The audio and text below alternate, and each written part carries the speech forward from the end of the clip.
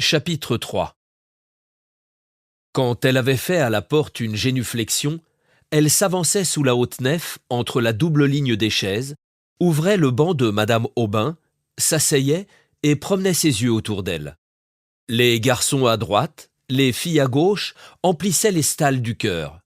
Le curé se tenait debout près du lutrin. Sur un vitrail de l'abside, le Saint-Esprit dominait la Vierge. Un autre la montrait à genoux devant l'enfant Jésus. Et derrière le tabernacle, un groupe en bois représentait Saint-Michel terrassant le dragon.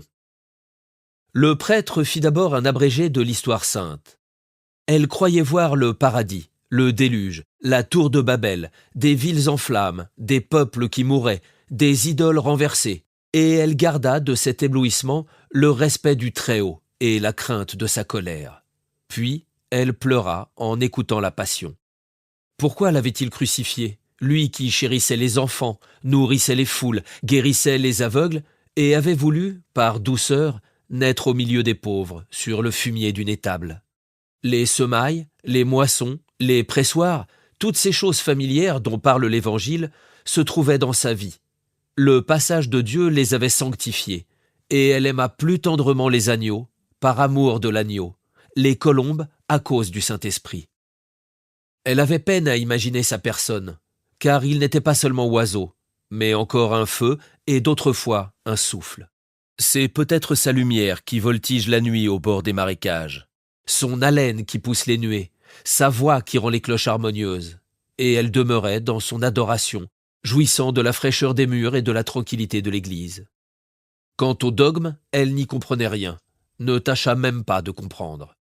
Le curé discourait, les enfants récitaient, elle finissait par s'endormir. Et se réveillait tout à coup quand ils faisaient, en s'en allant, claquer leurs sabots sur les dalles. Ce fut de cette manière, à force de l'entendre, qu'elle apprit le catéchisme, son éducation religieuse ayant été négligée dans sa jeunesse. Et dès lors, elle imita toutes les pratiques de Virginie, jeûnait comme elle, se confessait avec elle.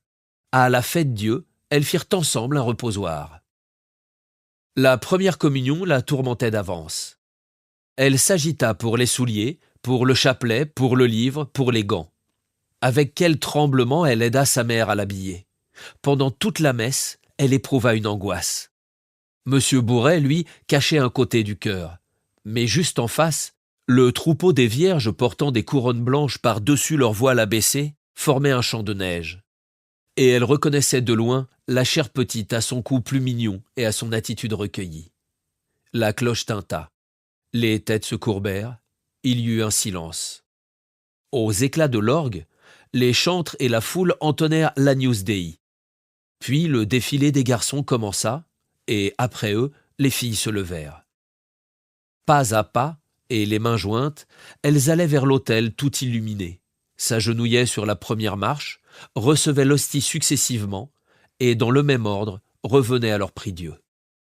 Quand ce fut le tour de Virginie, Félicité se pencha pour la voir. Et avec l'imagination que donnent les vraies tendresses, il lui sembla qu'elle était elle-même cet enfant. Sa figure devenait la sienne, sa robe l'habillait, son cœur lui battait dans la poitrine. Au moment d'ouvrir la bouche, en fermant les paupières, elle manqua de s'évanouir. Le lendemain, de bonne heure, elle se présenta dans la sacristie pour que monsieur le curé lui donnât la communion. Elle la reçut dévotement, mais n'y goûta pas les mêmes délices. Madame Aubin voulait faire de sa fille une personne accomplie.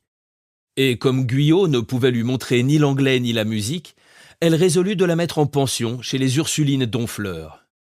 L'enfant n'objecta rien. Félicité soupirait, trouvant madame insensible. Puis elle songea que sa maîtresse, peut-être, avait raison. Ces choses dépassaient sa compétence. Enfin, un jour, une vieille tapissière s'arrêta devant la porte, et il en descendit une religieuse qui venait chercher mademoiselle. Félicité monta les bagages sur l'impériale, fit des recommandations au cocher, et plaça dans le coffre 6 pots de confiture et une douzaine de poires, avec un bouquet de violettes. Virginie, au dernier moment, fut prise d'un grand sanglot. Elle embrassait sa mère qui la baisait au front en répétant « Allons, du courage, du courage !» Le marchepied se releva, la voiture partit. Alors, madame Aubin eut une défaillance.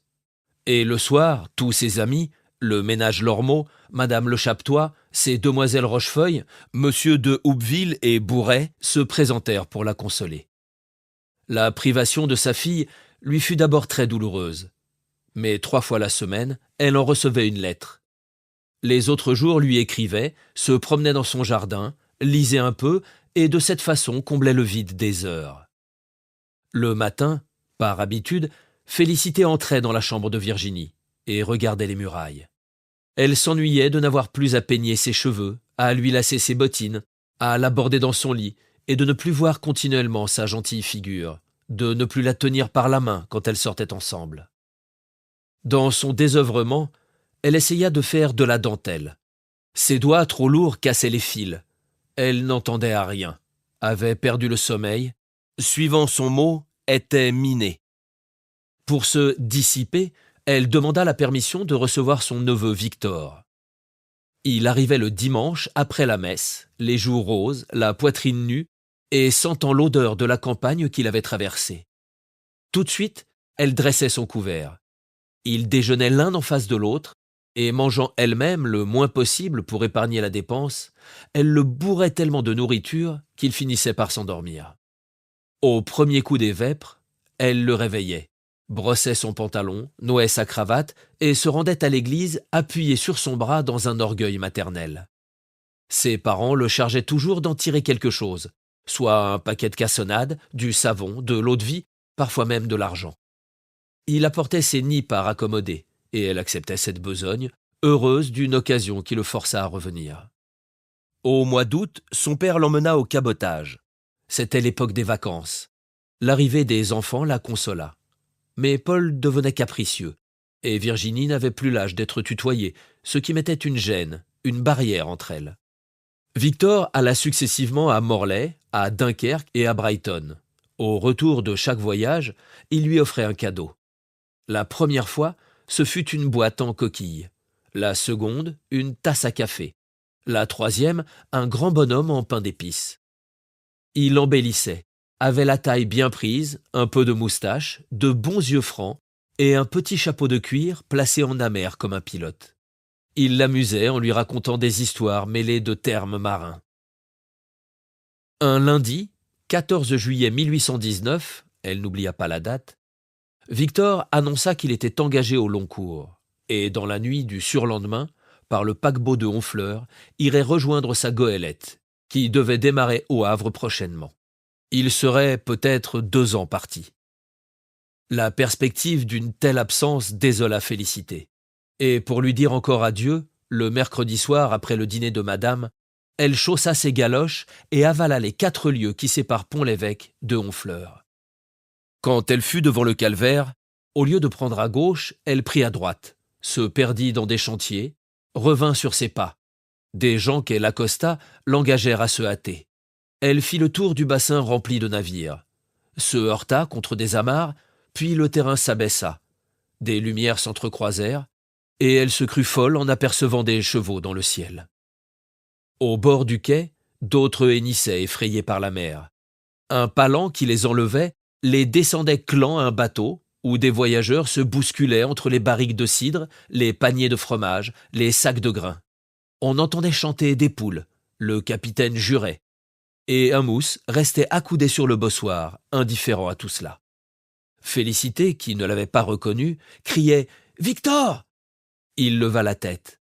Elle s'élançait quand on retira l'échelle tout à coup.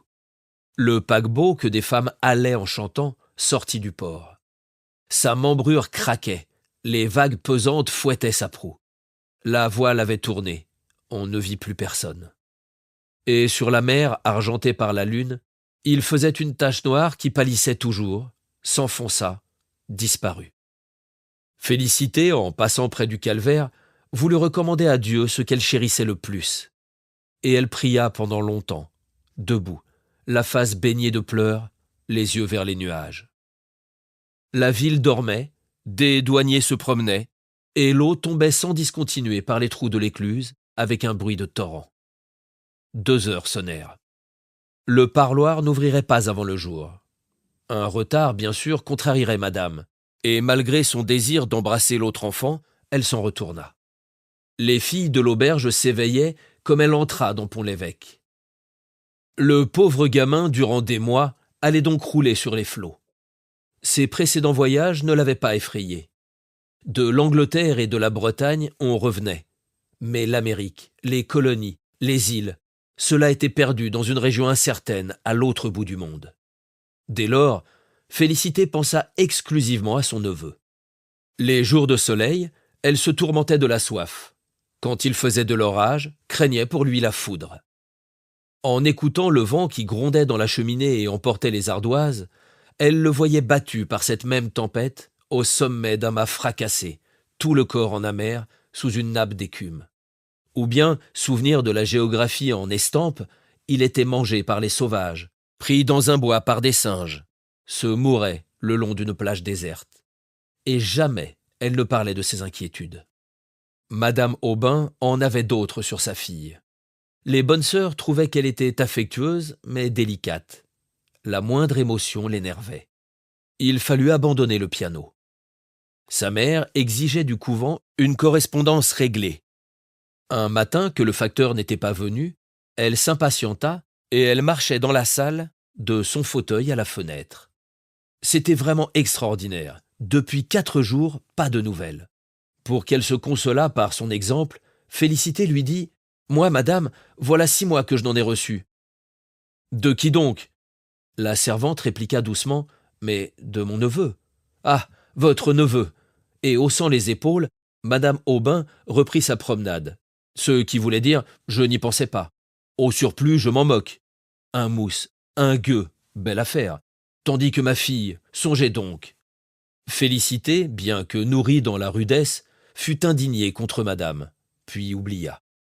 Il lui paraissait tout simple de perdre la tête à l'occasion de la petite. Les 2 enfants avaient une importance égale, un lien dans son cœur les unissait, et leur destinée devait être la même. Le pharmacien lui apprit que le bateau de Victor était arrivé à La Havane. Il avait lu ce renseignement dans une gazette. À cause des cigares, elle imaginait La Havane un pays où l'on ne fait pas autre chose que de fumer. Et Victor circulait parmi les nègres dans un nuage de tabac. Pouvait-on, en cas de besoin, s'en retourner par terre? À quelle distance était-ce de Pont-l'Évêque? Pour le savoir, elle interrogea M. Bourret. Il atteignit son atlas, puis commença des explications sur les longitudes. Et il avait un beau sourire de cuistre devant l'ahurissement de Félicité.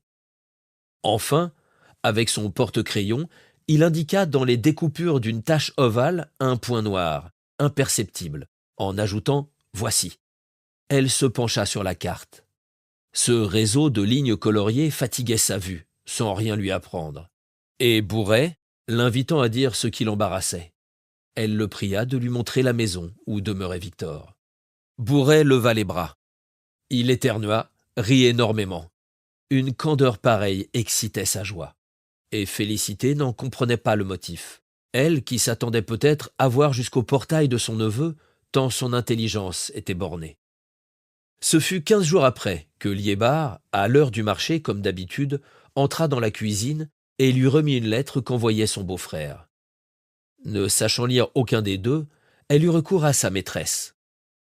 Madame Aubin, qui comptait les mailles d'un tricot, le posa près d'elle, décacheta la lettre, tressaillit, et d'une voix basse avec un regard profond. « C'est un malheur qu'on vous annonce. Votre neveu. » Il était mort. On n'en disait pas davantage. Félicité tomba sur une chaise, en s'appuyant la tête sur la cloison, et ferma ses paupières, qui devinrent roses tout à coup. Puis, le front baissé, les mains pendantes, l'œil fixe, elle répétait par intervalles « Pauvre petit gars, pauvre petit gars ». Liébard la considérait en exhalant des soupirs. Madame Aubin tremblait un peu. Elle lui proposa d'aller voir sa sœur à Trouville. Félicité répondit par un geste qu'elle n'en avait pas besoin. Il y eut un silence. Le bonhomme Liébard jugea convenable de se retirer. Alors elle dit « Ça ne leur fait rien à eux ». Sa tête retomba. Et machinalement, elle soulevait de temps à autre les longues aiguilles sur la table à ouvrage. Des femmes passèrent dans la cour avec un bar d'où dégouttelait le linge. En les apercevant par les carreaux, elle se rappela sa lessive. L'ayant coulée la veille, il fallait aujourd'hui la rincer. Et elle sortit de l'appartement. Sa planche et son tonneau étaient au bord de la touque. Elle jeta sur la berge un tas de chemises, retroussa ses manches, prit son battoir, et les coups forts qu'elle donnait s'entendaient dans les autres jardins à côté. Les prairies étaient vides. Le vent agitait la rivière. Au fond, de grandes herbes s'y penchaient, comme des chevelures de cadavres flottant dans l'eau. Elle retenait sa douleur. Jusqu'au soir fut très brave. Mais dans sa chambre, elle s'y abandonna, à plat ventre sur son matelas, le visage dans l'oreiller et les 2 poings contre les tempes. Beaucoup plus tard, par le capitaine de Victor lui-même, elle connut les circonstances de sa fin. On l'avait trop saigné à l'hôpital pour la fièvre jaune. 4 médecins le tenaient à la fois. Il était mort immédiatement, et le chef avait dit « Bon, encore un !» Ses parents l'avaient toujours traité avec barbarie. Elle aima mieux ne pas les revoir. Et ils ne firent aucune avance, par oubli ou endurcissement de misérable. Virginie s'affaiblissait. Des oppressions, de la toux, une fièvre continuelle et des marbrures aux pommettes décelaient quelques affections profondes. Monsieur Poupart avait conseillé un séjour en Provence. Madame Aubin s'y décida et eut tout de suite repris sa fille à la maison sans le climat de Pont-l'Évêque. Elle fit un arrangement avec un loueur de voitures qui la menait au couvent chaque mardi. Il y a dans le jardin une terrasse d'où l'on découvre la Seine. Virginie s'y promenait à son bras sur les feuilles de pampre tombées. Quelquefois, le soleil traversant les nuages la forçait à cligner des paupières, pendant qu'elle regardait les voiles au loin et tout l'horizon depuis le château de Tancarville jusqu'au phare du Havre. Ensuite, on se reposait sous la tonnelle. Sa mère s'était procuré un petit fût d'excellent vin du Malaga, et riant à l'idée d'être grise, elle en buvait 2 doigts, pas davantage. Ses forces reparurent. L'automne s'écoula doucement. Félicité rassurait Madame Aubin. Mais un soir qu'elle avait été aux environs faire une course, elle rencontra devant la porte le cabriolet de Monsieur Poupart. Et il était dans le vestibule. Madame Aubin nouait son chapeau. « Donnez-moi ma chaufferette, ma bourse, mes gants. Plus vite donc !» Virginie avait une fluxion de poitrine. C'était peut-être désespéré. « Pas encore !» dit le médecin. Et tous deux montèrent dans la voiture, sous des flocons de neige qui tourbillonnaient. La nuit allait venir, il faisait très froid.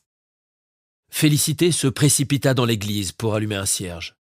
Puis elle courut après le cabriolet, qu'elle rejoignit 1 heure plus tard, sauta légèrement par derrière, où elle se tenait aux torsades, quand une réflexion lui vint. La cour n'était pas fermée si des voleurs s'introduisaient. Et elle descendit.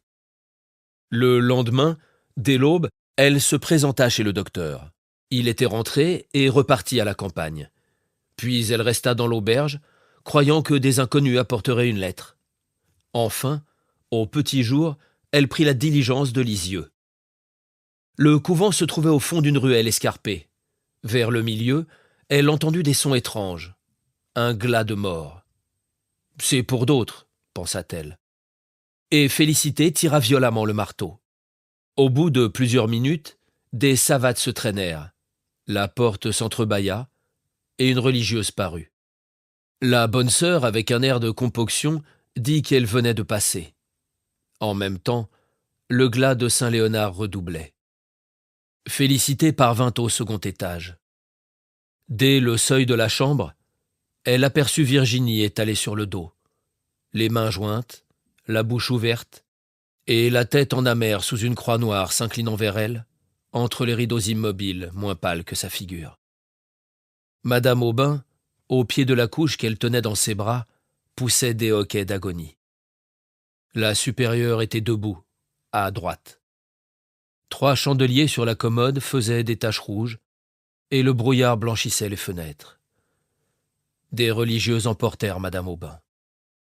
Pendant 2 nuits, Félicité ne quitta pas la morte. Elle répétait les mêmes prières, jetait de l'eau bénite sur les draps, revenait s'asseoir, et la contemplait. À la fin de la première veille, elle remarqua que la figure avait jauni. Les lèvres bleuirent, le nez se pinçait, les yeux s'enfonçaient. Elle les baisa plusieurs fois et n'eût pas éprouvé un immense étonnement si Virginie les eût ouverts. Pour de pareilles âmes, le surnaturel est tout simple. Elle fit sa toilette, l'enveloppa dans son linceul, la descendit dans sa bière, lui posa une couronne, étala ses cheveux. Ils étaient blonds et extraordinaires de longueur à son âge.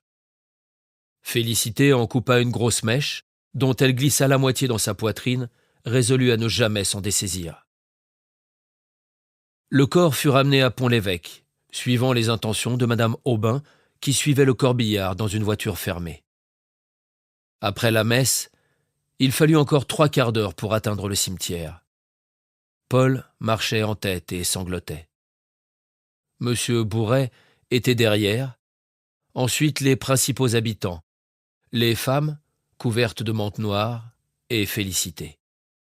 Elle songeait à son neveu, et n'ayant pas pu lui rendre ses honneurs, avait un surcroît de tristesse, comme si on l'eût enterré avec l'autre. Le désespoir de madame Aubin fut illimité. D'abord, elle se révolta contre Dieu, le trouvant injuste de lui avoir pris sa fille, elle, qui n'avait jamais fait de mal, et dont la conscience était si pure. Mais non, elle aurait dû l'emporter dans le Midi. D'autres docteurs l'auraient sauvée. Elle s'accusait, voulait la rejoindre, criait en détresse au milieu de ses rêves. Un surtout l'obséda. Son mari, costumé comme un matelot, revenait d'un long voyage et lui disait en pleurant qu'il avait reçu l'ordre d'emmener Virginie. Alors, il se concertait pour découvrir une cachette quelque part. Une fois, elle rentra du jardin, bouleversée. Tout à l'heure, elle montrait l'endroit, le père et la fille lui étaient apparus l'un auprès de l'autre, et il ne faisait rien. Il la regardait. Pendant plusieurs mois, elle resta dans sa chambre, inerte. Félicité la sermonnait doucement. Il fallait se conserver pour son fils et pour l'autre, en souvenir d'elle. Elle, reprenait madame Aubin comme se réveillant. « Ah oui, oui, vous ne l'oubliez pas. » Allusion au cimetière qu'on lui avait scrupuleusement défendu. Félicité, tous les jours, s'y rendait. À 4 heures précises, elle passait au bord des maisons, montait la côte, ouvrait la barrière et arrivait devant la tombe de Virginie. C'était une petite colonne de marbre rose, avec une dalle dans le bas et des chênes autour enfermant un jardinet. Les plates-bandes disparaissaient sous une couverture de fleurs. Elle arrosait les feuilles, renouvelait le sable, se mettait à genoux pour mieux labourer la terre. Madame Aubin, quand elle put y venir, en éprouva un soulagement, une espèce de consolation. Puis les années s'écoulèrent, toutes pareilles, et sans autres épisodes que le retour des grandes fêtes. Pâques, l'Assomption, la Toussaint, des événements intérieurs faisaient une date où l'on se reportait plus tard. Ainsi, en 1825, 2 vitriers badigeonnèrent le vestibule. En 1827, une portion du toit, tombant dans la cour, faillit tuer un homme. L'été de 1828, ce fut à madame d'offrir le pain béni. Bourret, vers cette époque, s'abstenait mystérieusement, et les anciennes connaissances peu à peu s'en allèrent. Guyot, Liébard, madame Le Chapetois, Roblin, l'oncle Grémanville, paralysé depuis longtemps. Une nuit, un conducteur de la Malle-Poste annonça dans Pont-l'Évêque la Révolution de Juillet. Un sous-préfet nouveau, peu de jours après, fut nommé. Le baron de Larsonnière, ex-consul en Amérique, et qui avait chez lui, outre sa femme, sa belle-sœur avec 3 demoiselles assez grandes déjà. On les apercevait sur le gazon habillées de blouses flottantes. Elles possédaient un nègre et un perroquet. Madame Aubin eut leur visite et ne manqua pas de la rendre. Du plus loin qu'elle paraissait, Félicité accourait pour la prévenir. Mais une chose était seule capable de l'émouvoir, les lettres de son fils. Il ne pouvait suivre aucune carrière, étant absorbé dans les estaminets.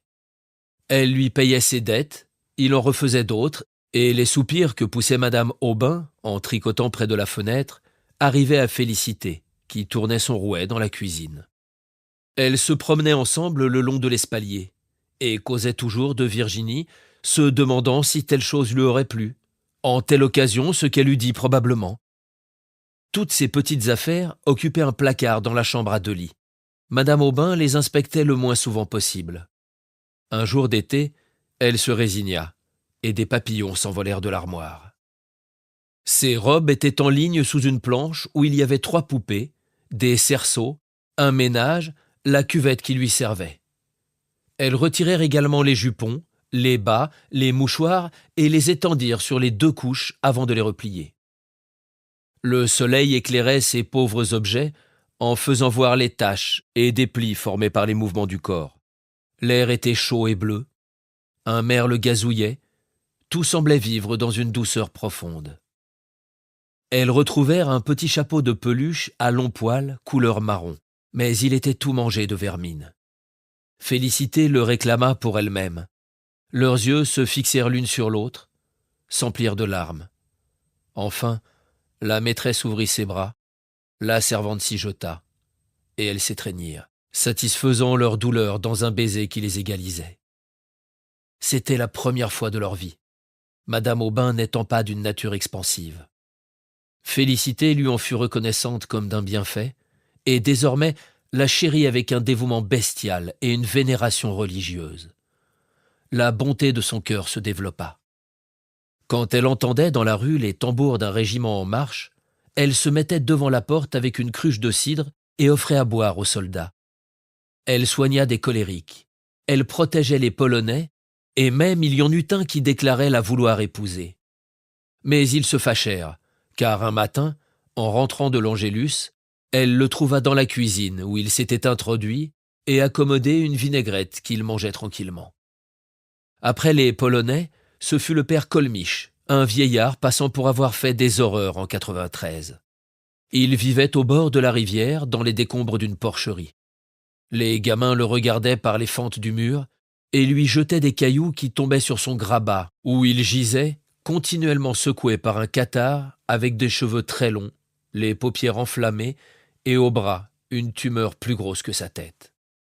Elle lui procura du linge, tâcha de nettoyer son bouge, rêva à l'établir dans le fournil sans qu'il gênât madame. Quand le cancer eut crevé, elle le pensa tous les jours. Quelquefois lui apportait de la galette, le plaçait au soleil sur une botte de paille. Et le pauvre vieux, en bavant et en tremblant, la remerciait de sa voix éteinte, craignait de la perdre, allongeait les mains dès qu'il la voyait s'éloigner. Il mourut. Elle fit dire une messe pour le repos de son âme. Ce jour-là, il lui advint un grand bonheur. Au moment du dîner, le nègre de madame Larsonnière se présenta, tenant le perroquet dans sa cage, avec le bâton, la chaîne et le cadenas. Un billet de la baronne annonçait à madame Aubin que son mari étant élevé à une préfecture, il partait le soir, et elle la priait d'accepter cet oiseau comme un souvenir et en témoignage de ses respects. Il occupait depuis longtemps l'imagination de Félicité, car il venait d'Amérique, et ce mot lui rappelait Victor, si bien qu'elle s'en informait auprès du nègre. Une fois même, elle avait dit « C'est madame qui serait heureuse de la voir ». Le nègre avait redit le propos à sa maîtresse, qui, ne pouvant l'emmener, s'en débarrassait de cette façon.